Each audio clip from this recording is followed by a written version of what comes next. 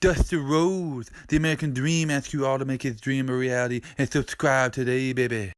What's up, everybody? Welcome back to Adam and Tyler World. Thank you for joining me today. Don't forget to like, comment, subscribe, and do all that fun, happy stuff. Also, don't forget to share with your buddies in case they're interested in going ahead and betting on this, because this is the Great Balls of Fire, which came into play 2 times in this pay-per-view results video.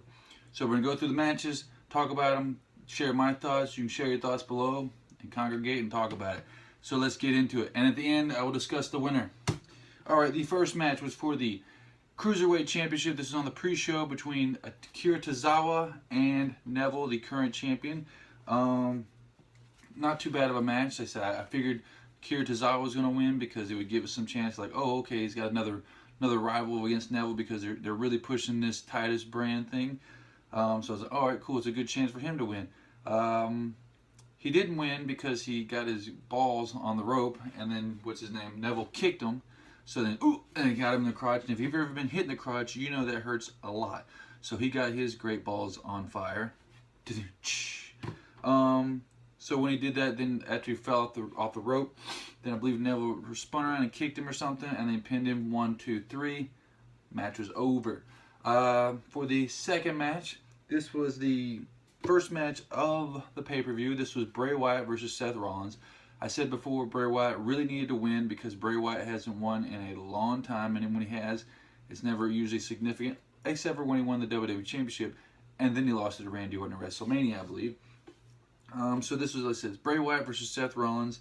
At the very end of the match, Bray Wyatt got a thumb in the eye to Seth Rollins and got him his sister Abigail, and boom, pins him 1, 2, 3. So we'll see where this goes. It's good for Bray. Like I said, Seth can lose because people still love him. Bray really needs to get that push. All right, match number 3. This was between the Certified G's, Enzo Amore and Big Cass. It was pretty easy to see it in size. And if you looked at them on paper, you're like, okay, clearly Big Cass is going to win. The only chance Enzo had at winning was if Big Show came out to help him. He did not. So Big Cass beats him pretty easily, I believe. One cool thing I thought would have happened is if Enzo has the regular Certified G song, whatever you want to call it. So of course they can't have the same song because they don't like each other anymore. So since Big Cass has a new song, I was really hoping that they would use Fozzie's Judas, because that song's like big for Chris Jericho's band Fozzy. It's like their #1 song ever. And Big Cass was kind of a Judas because he turned his back on Enzo, but they went a different path. So missed opportunity right there for WWE and Chris Jericho. Match number 4. This was the Iron Man 30-minute Iron Man tag team match. I guess that's what you'd call it. Between Cesaro and Sheamus, the tag team champions. I said these are the old versions, but I'll make do. And the Hardy Boys. As soon as the match started, Sheamus got Matt Hardy, got him in a bro kick. Boom, kicked him. 1, 2, 3. Cesaro and Sheamus are up 1 point.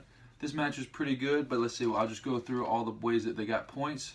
So the next point was Sheamus did a double team. Sheamus and Cesaro did a double team on Jeff Hardy and pinned it. So now it's 2-0.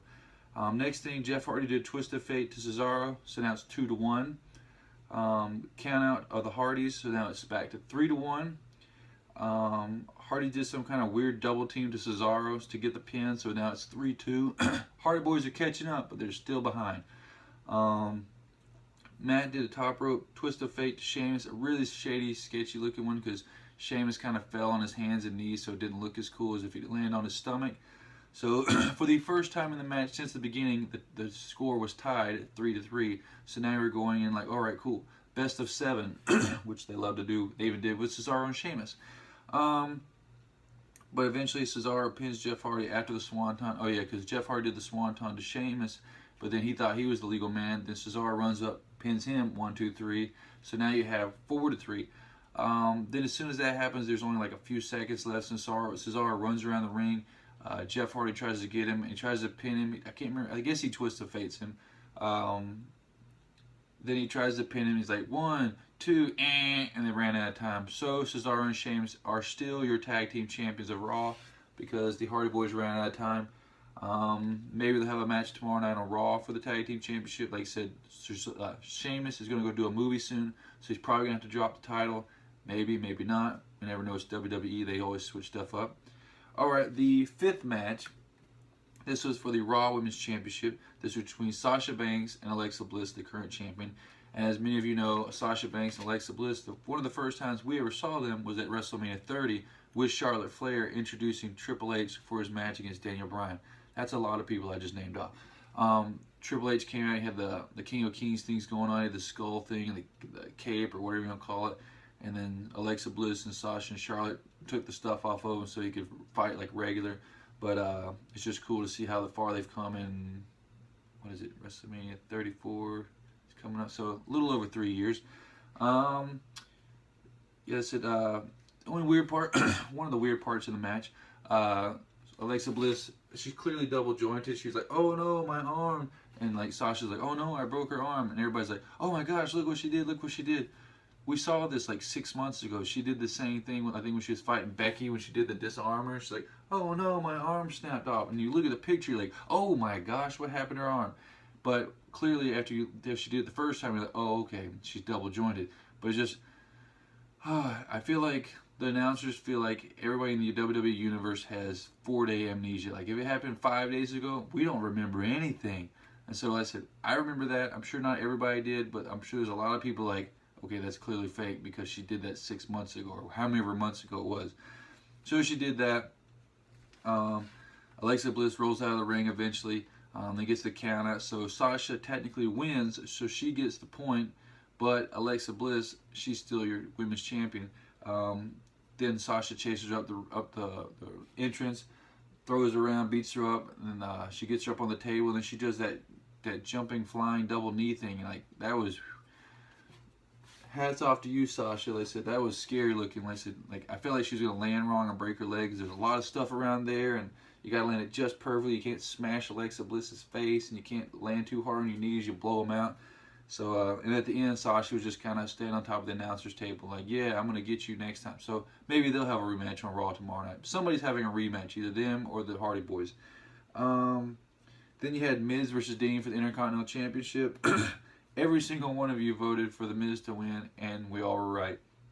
It's too obvious. Like I said, Miz has Bo Dallas, Curtis Axel, and Maurice helping him. One thing about Dean gets a lot of people like to throw crap on Dean, and rightfully so, because he's a horrible wrestler. This guy, his knee was like blown out 1 second, and the next thing you know, he's running around doing the jump over the rope to get on the turnbuckle. You do not know how to sell Dean. You got to work on it. I know you're the lunatic fringe, and you're so crazy, and you just, I've said this before in other videos, and it's frustrating, but you're not a lunatic fringe, you're just a weirdo. So anyway, but at one point, Dean got him, and he's pinning him 1, 2, and he went to go 3, but Maurice put Miz's leg on the rope, so he cheated, so that helped him out. And at the very end, all the guys like Bo Dallas and Curtis Axel would run around, messing him up, so Miz ended up winning. And if you watch Raw talk after, he's all, oh yeah, I'm the champ. It's like, okay, you had 4 people on your team, so I don't really care about this rivalry at all. It's gone on for too long. I don't know where to go from here. Like I said, they need to do something. Like the Miz's character, he's all confident, but it's like you're confident because you have 17 people backing you up. That's an exaggerated number of people. You've got that many people. Of course you're going to win. You've got all those people. And Dean, like I said, he freaking stinks. I don't like him at all. But anyway, we're probably going to see this one on Raw tomorrow night. Next up, we had Roman Reigns versus Braun Strowman in an ambulance match. This one was all right. They spent a little bit of time in the ring, and then they got outside the ring, and they were throwing each other against the ambulance, back and forth. And then finally, Roman tries to spear Braun, but Braun gets out of the way. Roman flies inside, and then Braun closes the doors, and then Braun becomes the champion. Oh, not champion. I'm sorry. He wins the match. So then once he wins, like, yay, he won. And then you see the doors open, like, oh, here comes Roman, because of course he's not hurt. He just flew into the ambulance. So he gets out, jumps out, spears Braun. They go back and forth a little bit. Then Roman throws Braun inside of it, and he runs around to the front, gets the ambulance driver, excuse me, flings him out. Then he takes off and just going through the back thing. Everybody's like, oh my gosh, what is he doing? What is he doing? And they wait for a little bit and shows Roman kind of look in the mirror and like, okay, I know what's going to happen here. He's like waiting, and then waiting for Braun to get out of the ambulance, of course. Then when he gets out, then it shows the camera set up perfectly right there. right when it's about to run into the other like big truck, he just backs it and turns it into a short bus right there and smashes about 6 feet of it. Then everybody's like, oh my gosh. Kurt Angle comes out. They get like all these fake fire department people to come out. I just want to say, if you're ever in Texas, wherever they're at, don't get in an accident where they need to get the jaws alive to get you out, because they took way too long to get that. He would have bled to death in there with the amount of time they took to get him out of there. I said it was just a simple door in there. Oh no, we'll get it. Hold on, Braun, we're coming. So eventually they finally get the door open like 30 minutes later. Braun staggers out and they're trying to help him. They're like, leave me alone. He's staggering. He did a really good job at selling it. Dean, you need to learn from Braun, because Braun's been doing this a lot less than you, and he knows how to sell it. He was able to sell a huge injury and staggering around and falling. I feel like they had filmed him a little bit too long, him staggering around, but whatever. But like I said, but he stayed in character. Dean, you don't know how to sell. Stay in character. Then they had a impromptu match between Curtis Axel and Heath Slater, which I guess was, since they had an ambulance match, this would, I guess, be called a ginger match. They were going back and forth, and all of a sudden you hear sirens over the loudspeakers. People you can see in the audience start going, huh? Looking over, because nobody cares about Heath Slater and Kurt Hawkins. I'm sorry if I said Curtis Axel. Kurt Hawkins and Heath Slater. They're going back and forth, and then it shows the footage backstage. And you hear ding, ding, ding, ding. Heath Slater is the winner. Like, I don't know how he won. Like I said, nobody knows. Like, I feel like that's a disrespect to Kurt Hawkins and Heath Slater, because like, why even bring them out there? Like, that just continue showing what's going on backstage. It's just, to me, disrespectful, because nobody was paying attention to the match. It just shows that, we need some stuff going on around there, but we need no one to care about it, because if they care about it, then they won't pay attention to this other story. So Heath Slater, Kurt Hawkins, you go out there. They probably called him Curtis Axel too, because they don't care. Anyways, like I said, so he staggers off onto the last match.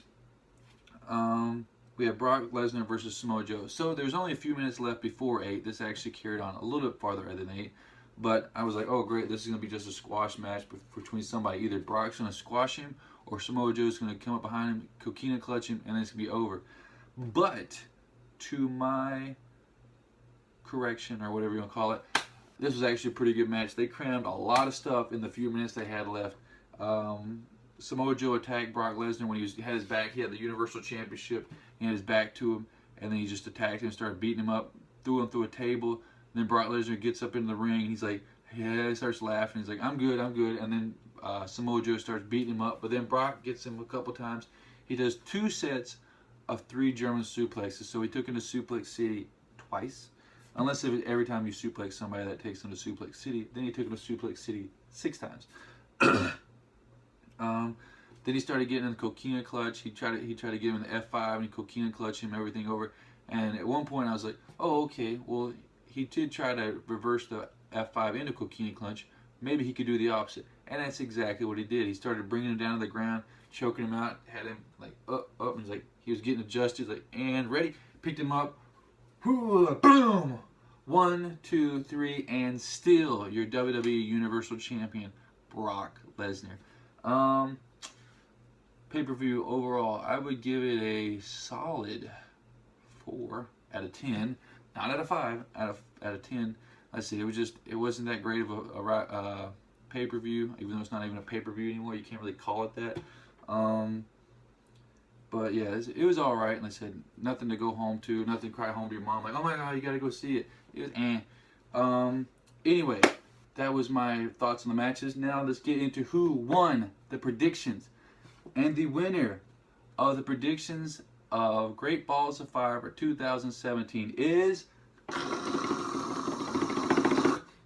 a tie between Josh Lane and Sad Quamar at 6 points apiece. Congratulations, guys. You get the shout out. You did the best. You both scored 6 points out of 8.